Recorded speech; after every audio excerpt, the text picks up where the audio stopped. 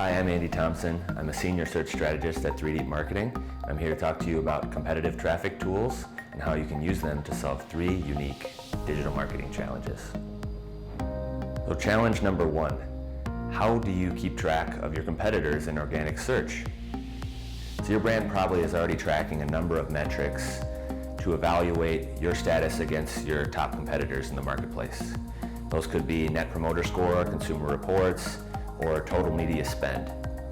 But when you're looking at digital marketing, organic search visibility is a way to look at how well you're succeeding versus your top competitors. One tool we use is called Search Metrics, and they have a measure that they call SEO visibility. Now what they do is they look at your website and how many keywords it's ranking for out of their millions of keywords in their database, and then they take the position that you rank for and all those keywords and multiply it by the search volume that you might be ranking for, and they come up with one big number that ranks from 0 to infinity. So when you look at that compared to your competitors over time, you can see your standing in a real way of how you're competing in the overall marketplace. For our client, we were able to see over time, when we were measuring it week after week after week, we were able to see where their competitors made major changes to their web infrastructure, what their strengths and weaknesses were, and when they did things such as a major website refresh. Now we learned from that, we were able to look at the trend line from their competitor and say, what did they change? And is that an opportunity for us to improve something and gain market share or not? If you're looking for a digital marketing metric to compare your website versus a competitor, SEO visibility is a great one to keep track of.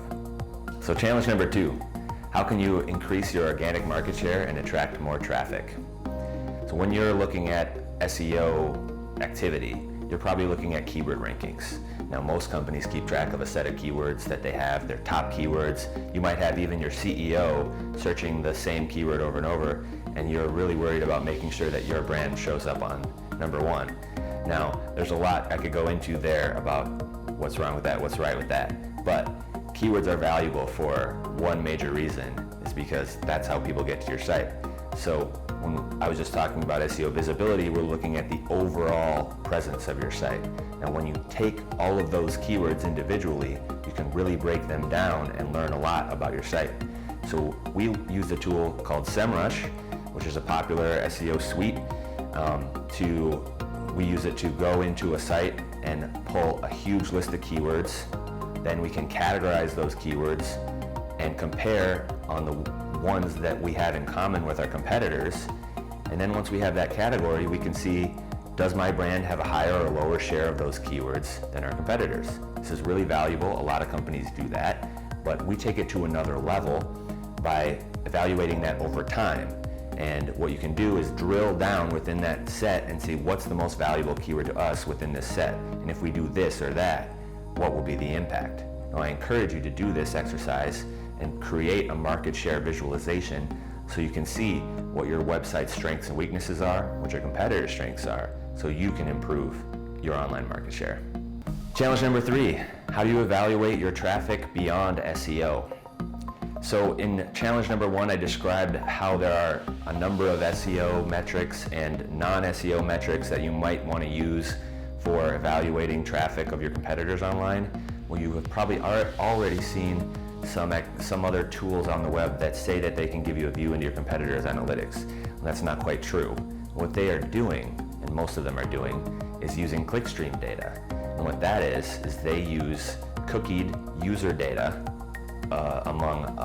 Some of them use it in different ways. They have people using one app or people using one website or a search engine, and they track their activity through email and other browsers and other devices, and they can stitch that together and create a picture of how people are coming and going through your site and your competitors' sites. Now, this is really valuable when you compare it over time. It's not perfect.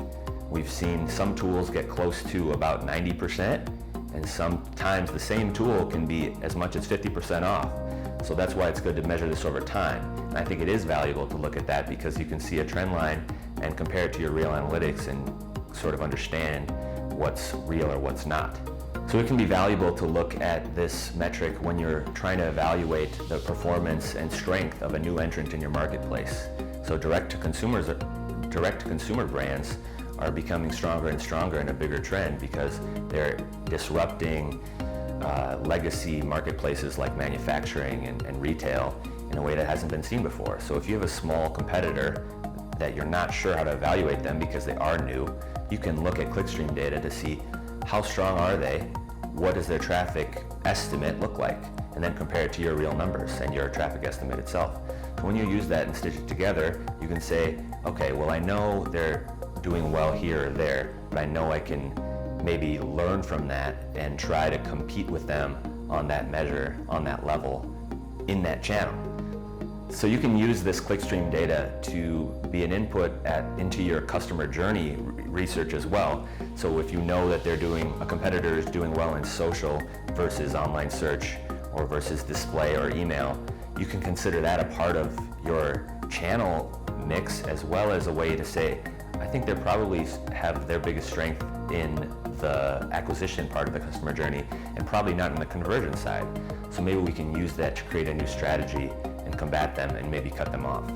So thanks for watching our video where we covered these 3 challenges. Number 1, how do you measure your overall presence versus your competitors in organic search? Number 2, how do you measure your market share in organic search compared to your competitors? And number 3, how do you look beyond organic search and start to look at the full spectrum of your customer journey with competitive metrics? Thanks for watching.